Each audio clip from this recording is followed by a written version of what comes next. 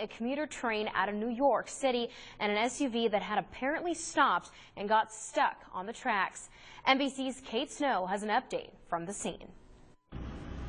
Federal investigators just arriving here on the scene. They're going to be asking a lot of questions about what exactly happened here last night. What we know so far is that a Metro North train, that's a major commuter railway out of New York City, was coming north on this track behind me here with about 600 or more passengers on board. It was during the evening rush hour when an SUV somehow got onto the tracks at a crossing. Apparently the driver had driven onto the tracks, was hit by one of the safety guards coming down, tried to get out and look at the damage to her car, got back in and tried to move off the tracks, but there was another crossing gate in front of her. She couldn't get off the track in time. This happens too often, and unfortunately, if cars get on those tracks and those gates come down, it's a very dangerous position to be in. You always want to make sure before you enter a grade crossing that you can completely clear the tracks on the other side.